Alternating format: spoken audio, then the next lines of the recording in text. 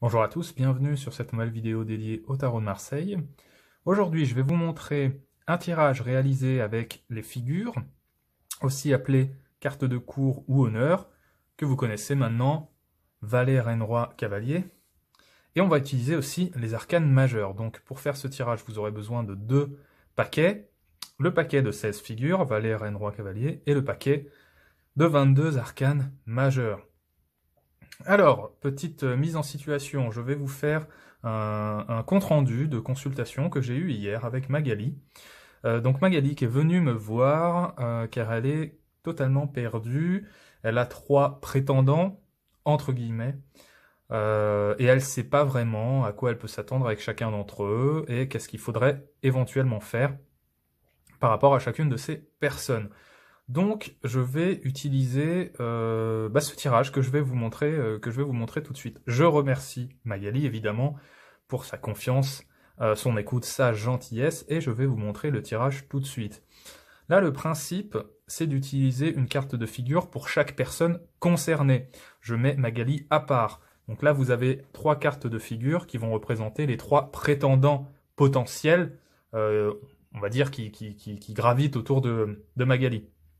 Ce tirage, vous pouvez l'utiliser pour beaucoup de situations. Vous pouvez l'utiliser pour vos collègues, pour des membres de votre famille. Voilà, si vous avez plusieurs personnes autour de vous qui vous posent question, bah justement, vous pouvez poser question au tarot et utiliser cette méthode-là.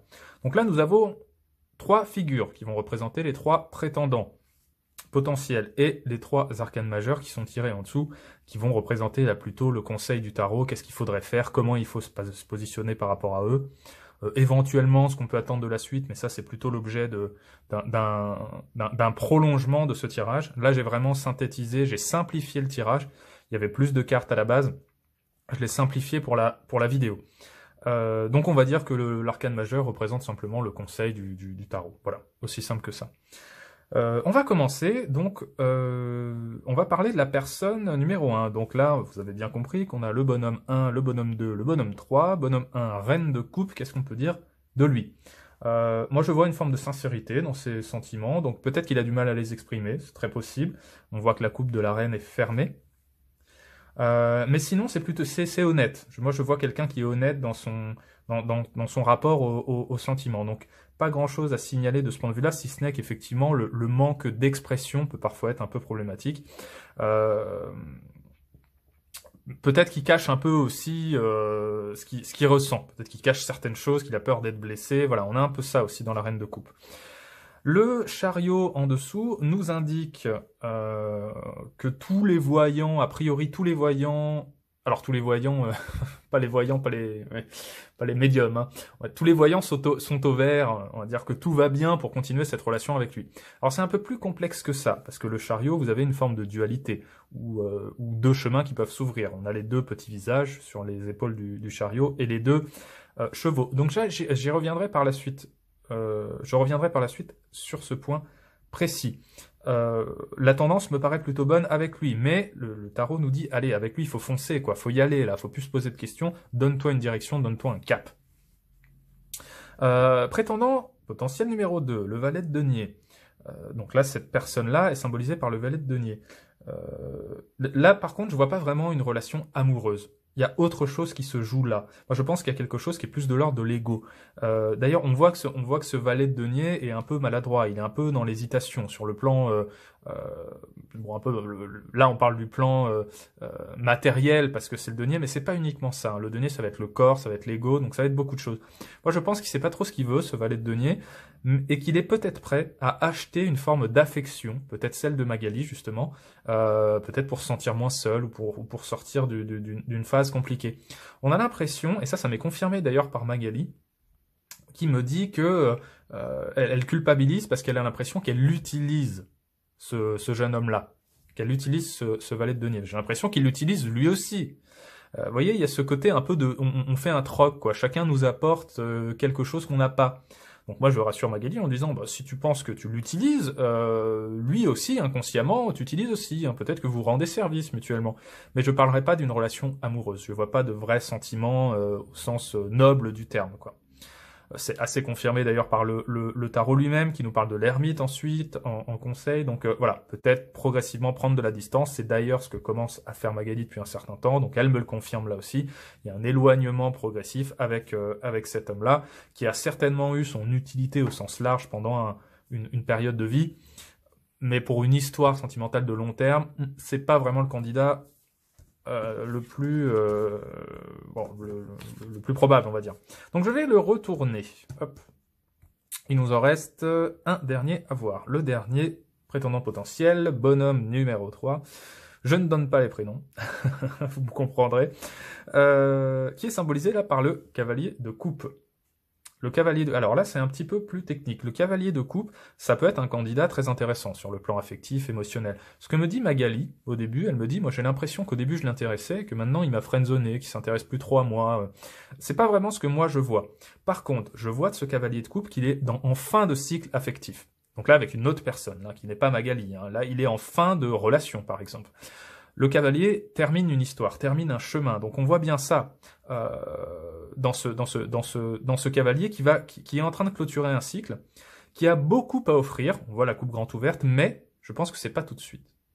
Ça, c'est le tarot qui me le dit avec ce pendule. Je pense que cet homme-là a besoin de terminer, on le disait, ce cycle affectif-là, donc cette relation. Magali me confirme qu'elle a entendu parler de sa part d'une autre femme. Bon, voilà, on va pas rentrer dans les détails, mais il y a effectivement une page qui doit être refermée, un temps qui doit être pris pour éventuellement en ouvrir une autre. Donc c'est un candidat potentiel sur du temps plus long.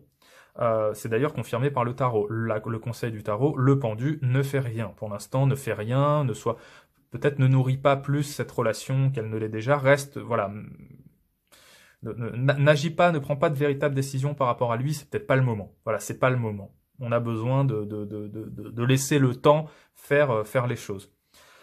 Voilà, juste pour terminer, parce que j'en ai parlé un petit peu dans ma vidéo des cavaliers, le cavalier il termine un cycle, donc là le cycle de la coupe, et il va se projeter dans le cycle suivant. Là en l'occurrence ce sera le cycle des deniers. Donc moi je me pose aussi la question de savoir si notre cavalier il commence pas à avoir des préoccupations qui sont là plus matérielles que affectives par exemple. Et ça m'est aussi confirmé par Magali. Mais on va pas détailler on va pas détailler ça, c'est juste pour vous rappeler que le cavalier termine un cycle et il va forcément se projeter dans une nouvelle énergie, en l'occurrence le denier pour le cavalier de coupe. Voilà, là, on a fait le tour de nos prétendants, donc déjà on passe de 3 à 2, puisque celui-là on a vu que c'était pas forcément... Puis même celui-là, on peut dire que bon, c'est pas...